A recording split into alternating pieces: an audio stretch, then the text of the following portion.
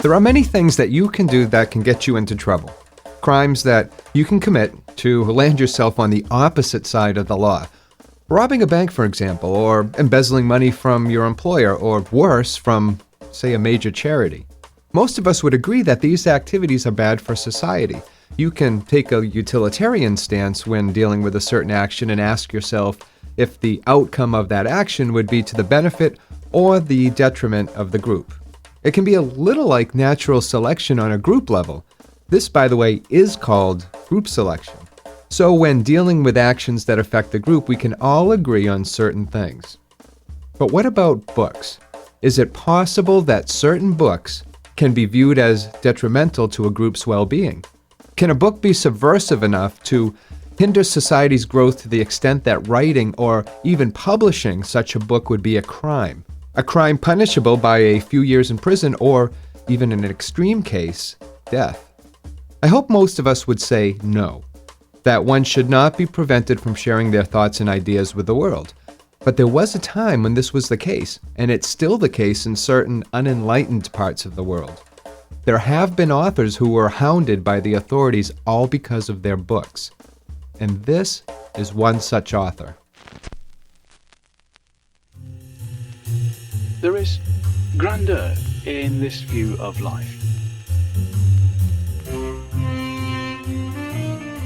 Welcome to Evolution Talk with Rick Coast, an introduction to the oldest story ever told.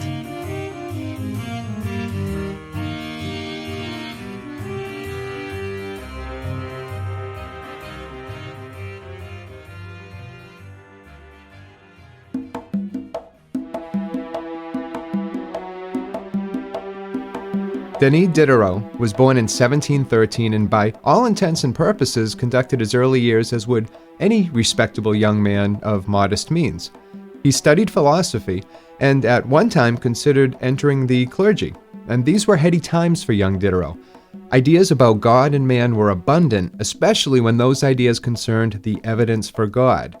According to Diderot and many others at the time, God's work could be found in nature.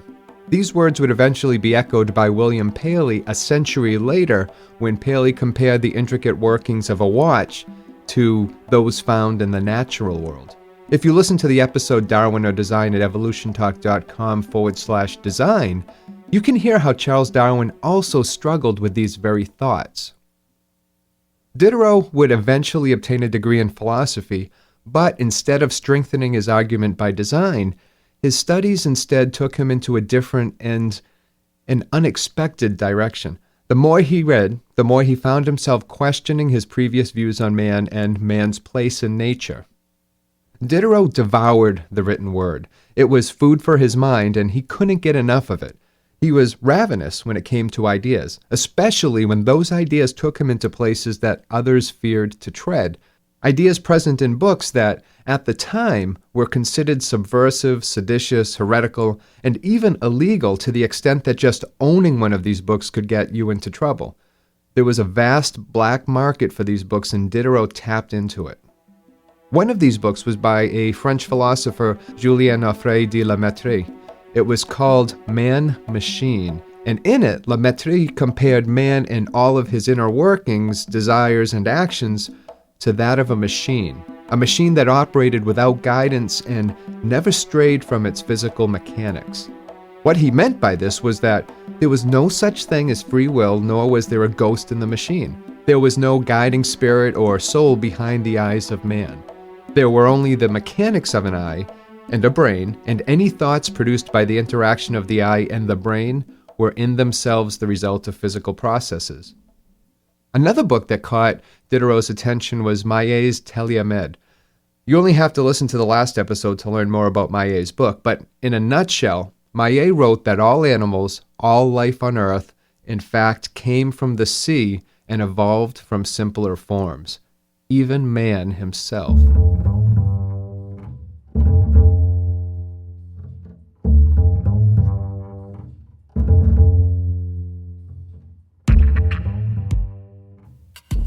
It was books like these that turned Diderot's world upside down. Could these authors be onto something? Something that the church and even the state wanted to keep hidden from view? What else could explain the persecution these authors feared and fought against? France had a long history of censoring books, and no time was worse than the time that Diderot grew up in. The director of book trade was tasked by the government to approve all publications and prosecute authors who illegally published books of heresy, sedition, and personal libel, which was pretty much any book which questioned or stood against the current views at the time of the church and the state. So Diderot began to write. He too had a voice to add to the wave of new thoughts that swept through France. He also knew that he had to publish his work anonymously. One of these first productions was a book published in 1749 called Letter on the Blind for the Use of Those Who See. In this book, Diderot wrote against the providence of God. He even hinted that God wasn't needed when it came to nature. Species evolved and continued to evolve, and mankind was nothing more than thinking matter. If he thought that publishing his work anonymously would protect him from the long arm of the law, he was unfortunately mistaken. The police identified him as being the author of Letter on the Blind, and as a result, Diderot was thrown into prison.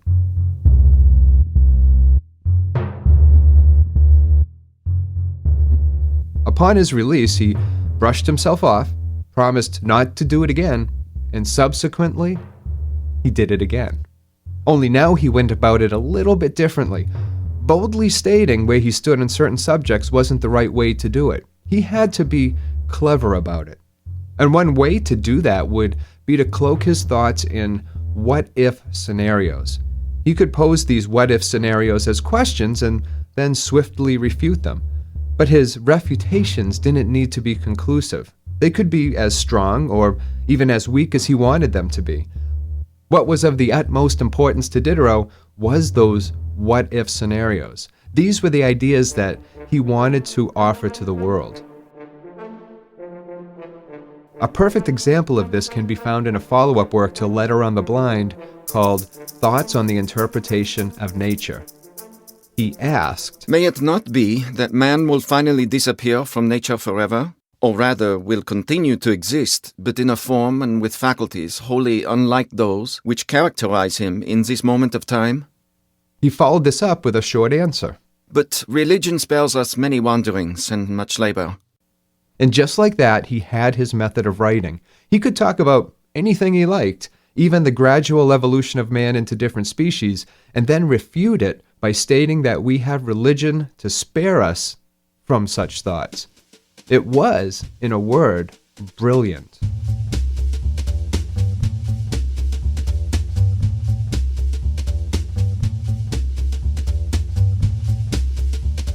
And he wasn't done there either.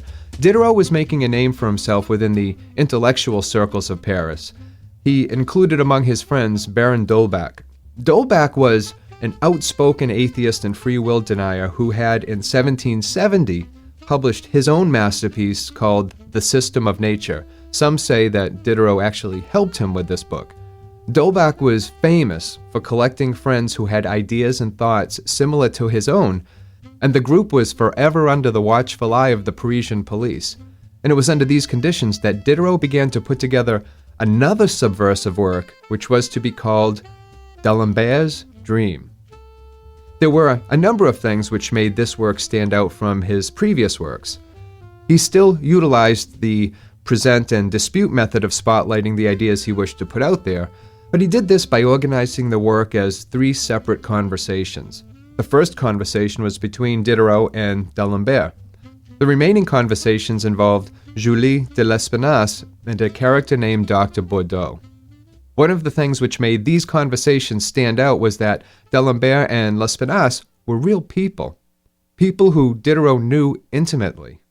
D'Alembert was a mathematician and a philosopher who had worked with Diderot before, and Lespinasse moved within the same intellectual circles as did Diderot. Suffice to say, neither D'Alembert nor Lespinasse were pleased to be used as protagonists in Diderot's work. The character of Dr. Bordeaux was apparently fictitious and served as a stand-in for Diderot himself, a suitable mouthpiece when the ideas being presented proved too controversial. And controversial they were. What Diderot was delving into was the very same thing that Benoit de Maillet had started almost a century before. To put it simply, Every animal is more or less human being. Every mineral is more or less a plant, and every plant is more or less an animal. There is nothing fixed in nature. what Diderot was proposing was the fact that species evolved into the forms they were in now, and they had changed over time. If you're troubled by the question of whether the egg came before the hen or the hen before the egg, that's because you assume that animals were originally what they are now. What foolishness! His challenge was contained in those last two words. What foolishness! To deny or to even attempt to dispute what he was saying was childish and uninformed. Diderot's message was clear. The original shape of a creature degenerates or perfects itself through necessity and habitual functioning.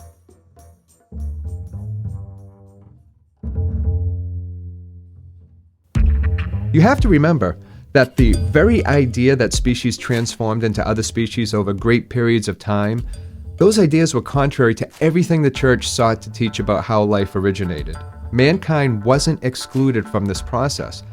He was simply another part of it, an insignificant part of it, all things considered. As human beings, we evolved the unfortunate trait of being able to question our origins and to understand our place in nature.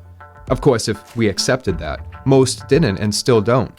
As a matter of fact, a recent poll in the United States shows that approximately 33% of Americans do not believe that the theory of evolution by natural selection explains the abundance of species on the planet, especially the presence of man on the planet. They not only refuse to believe it, they deny it. And this was especially the case in Diderot's time.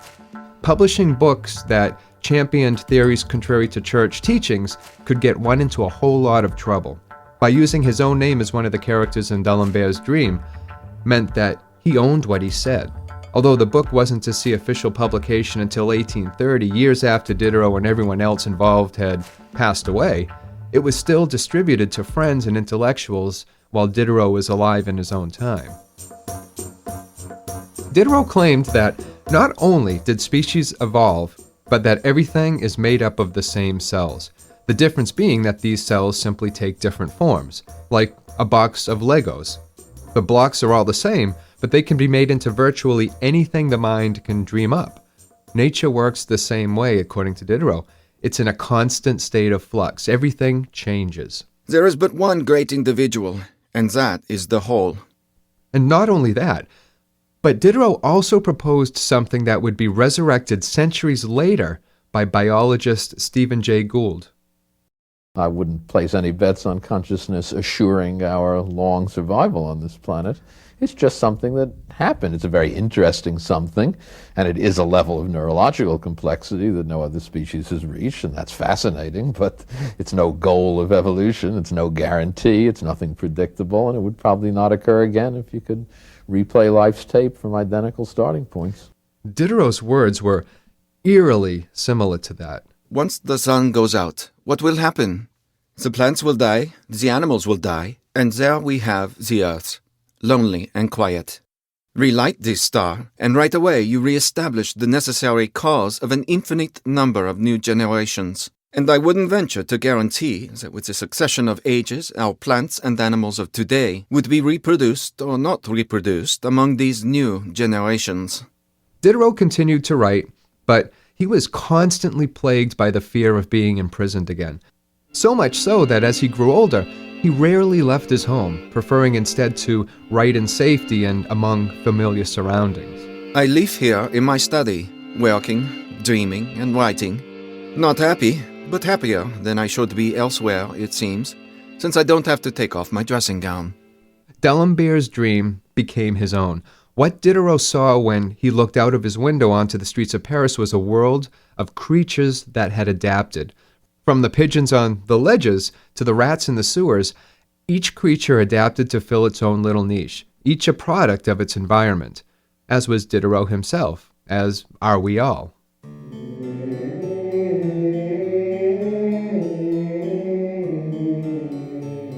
When he died in 1784, he was buried in the crypt at the Church of St. Roch. Also interred there 5 years later was his friend Baron d'Holbach. The church was unfortunately ransacked a couple of times over the years, most notably during the French Revolution and then again a century later. The remains inside, bones at the time, were separated and scattered, just like a set of Legos.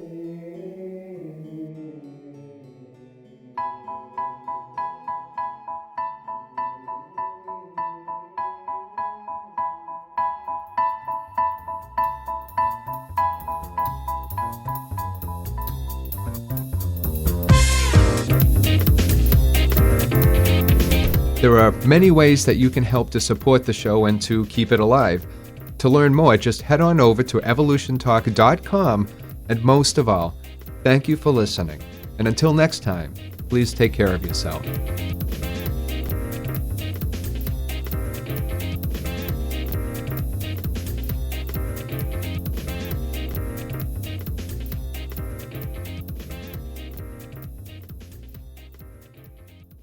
Evolution Talk is a Rick Coast production.